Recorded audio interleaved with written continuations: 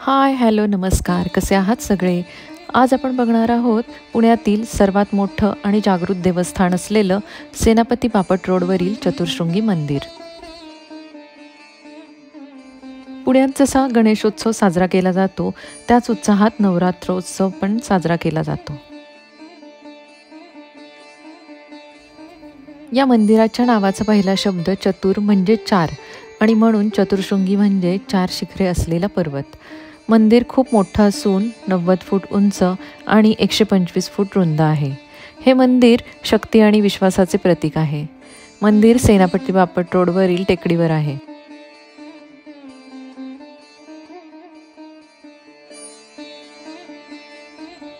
चतुःशृंगी देवी ही या मंदिराची प्रमुख देवता आहे आणि या देवीला अंबरेश्वरी देवी असंही म्हणतात.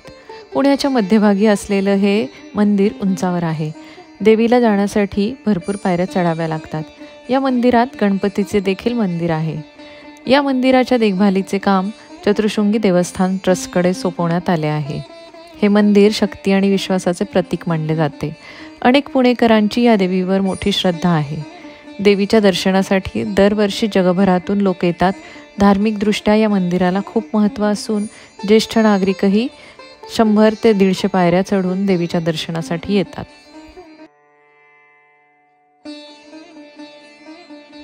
पेशव्यांच्या काळात सुमारे 250 वर्षापूर्वी दुर्लभ शेठ नावाने पेशव्यांचे सावकार होते.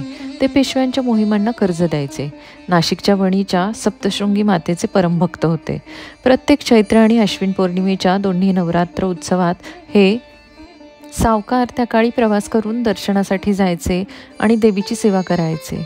घोडागाडी, बैलगाडी तर कधी चालत ते देवीची सेवा करण्यासाठी वणीला जात. असे अनेक वर्ष त्यांनी देवीची सेवा केली. मात्र वृद्धापकाळानं त्यांनी वणीला जाणं शक्य नव्हतं. देवीची सेवा करता येणार नसल्याचं दुःख त्यांना झालं. त्यावेळी देवीनं त्यांचं दुःख जाणलं व मी पुण्याच्या या डोंगरावर प्रगट होईल असं त्यांना सांगितलं.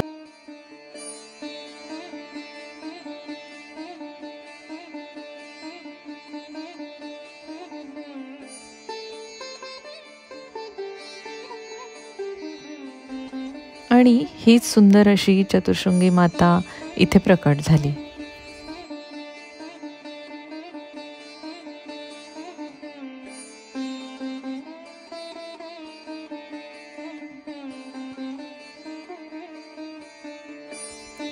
खालून वरती येताना आपल्याला डाव्या बाजूला गणपती मंदिर दिसलं आणि या गणपती मंदिराला सुद्धा एक इतिहास आहे. या मंदिरात बसून चाफेकर बंधूंनी रॅनच्या वधाचा कट रचला होता. त्यावेळी त्यांनी या गणपतीचे आशीर्वाद घेतले व देवीची आराधनाही केली. आम्हाला या कटात यश मिळू दे अशी इच्छा व्यक्त केली. त्यात चाफेकरांना यश मिळालं. त्यावेळी त्यांनी सांकेतिक भाषेत लोकमान्य टिळकांना खिंडीतील गणपती पावला असा निरोप दिला होता. त्याचवेळी लोकमान्य टिळकांनी रॅन कसा होता आणि त्याचा वध कसा करण्यात आला या संदर्भात लेख लिहिला आहे. आजचा ब्लॉग कसा वाटला हे नक्की कळवा. लाईक, शेअर आणि कमेंट करायला विसरू नका. भेटूयात पुढच्या ब्लॉगमध्ये. धन्यवाद.